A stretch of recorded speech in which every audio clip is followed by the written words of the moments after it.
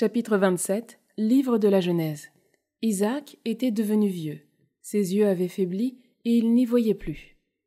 Il appela Ésaü, son fils aîné. « Mon fils. » Celui-ci répondit. « Me voici. » Isaac reprit. « Tu vois, je suis devenu vieux, mais je ne sais pas le jour de ma mort. Prends donc maintenant tes armes, ton carquois et ton arc, sors de la campagne et tue-moi du gibier. Prépare-moi un bon plat comme je les aime, et apporte-le-moi pour que je mange, et que je te bénisse avant de mourir. » Pendant qu'Isaac parlait ainsi à son fils Ésaü, Rebecca écoutait. Ésaü alla donc dans la campagne chasser du gibier pour son père. Alors Rebecca dit à son fils Jacob, « Voici que j'ai entendu ton père parler à ton frère Ésaü. Il lui disait, « Apporte-moi du gibier, et prépare-moi un bon plat pour que je mange, et que je te bénisse devant le Seigneur avant de mourir. Maintenant, mon fils, écoute bien ce que je t'ordonne. Va dans le troupeau de petits bétail et ramène-moi 2 beaux chevreaux. Je préparerai pour ton père un bon plat, comme il les aime, et tu le lui apporteras à manger. Alors il pourra te bénir avant de mourir. » Jacob répondit à sa mère Rebecca, « Mais mon frère Ésaü est un homme velu, tandis que ma peau est lisse. Si jamais mon père me palpe, il croira que je me suis moqué de lui, et j'attirerai sur moi la malédiction au lieu de la bénédiction. » Mais sa mère lui répliqua, « Qu'elle vienne sur moi, ta malédiction, mon fils. Écoute seulement ce que je te dis, et va me chercher les chevreaux. » Il alla donc les chercher et les apporta à sa mère, et celle-ci prépara un bon plat comme son père les aimait. Rebecca prit les meilleurs habits d'Ésaü, son fils aîné, ceux qu'elle gardait à la maison. Elle en revêtit Jacob, son fils cadet. Puis, avec des peaux de chevreau, elle lui couvrit les mains et la partie lisse du cou. Elle remit ensuite entre ses mains le plat et le pain qu'elle avait préparés. Jacob entra chez son père et dit, « Mon père. » Celui-ci répondit, « Me voici. Qui es-tu, mon fils ?» Jacob dit à son père, « Je suis Ésaü, ton premier-né. J'ai fait ce que tu m'as dit. Viens donc t'asseoir, mange de mon gibier, alors tu pourras me bénir. » Isaac lui dit, « Comme tu as trouvé vite, mon fils. » Jacob répondit, « C'est que le Seigneur ton Dieu a favorisé ma chasse. » Isaac lui dit, « Approche donc, mon fils, que je te palpe, pour savoir si tu es bien mon fils Ésaü. » Jacob s'approcha de son père Isaac. Celui-ci le palpa et dit, « La voix est la voix de Jacob, mais les mains sont les mains d'Ésaü. » Il ne reconnut pas Jacob, car ses mains étaient velues comme celles de son frère Ésaü, et il le bénit. Il dit encore, « C'est bien toi, mon fils, Ésaü. » Jacob répondit, « C'est bien moi. » Isaac reprit, « Apporte-moi le gibier, mon fils, j'en mangerai, et alors je pourrai te bénir. » Jacob le servit, et il mangea. Jacob lui présenta du vin, et il but.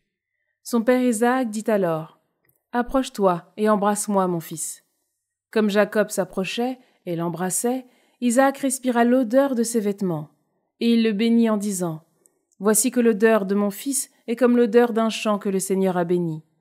Que Dieu te donne la rosée du ciel et une terre fertile, froment et vin nouveau en abondance.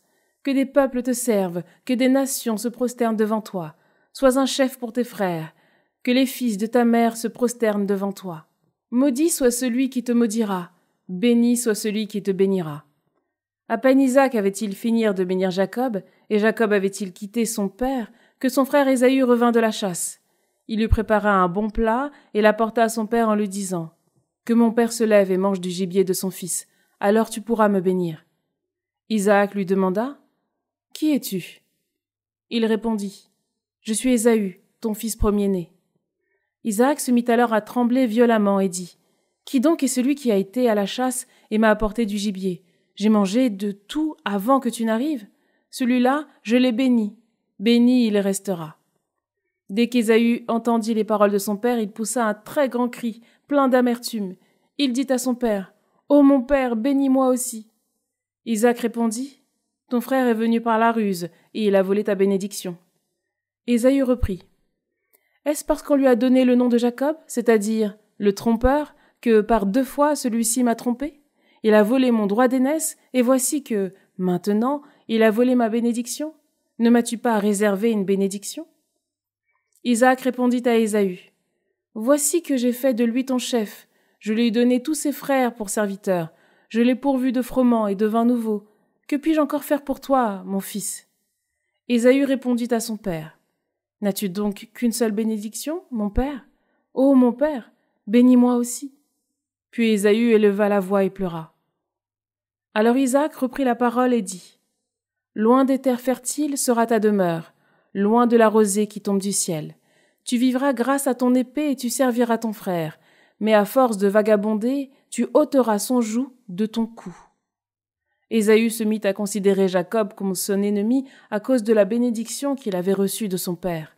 Il se disait en lui-même : « Le moment du deuil de mon père approche, alors je tuerai mon frère Jacob. » On rapporta à Rebecca les paroles d'Ésaü, son fils aîné. Elle fit appeler Jacob, son fils cadet, et lui dit : « Voici que ton frère Ésaü veut se venger de toi en te tuant. Maintenant, mon fils, écoute-moi bien. Lève-toi et fuis à Haran, chez mon frère Laban.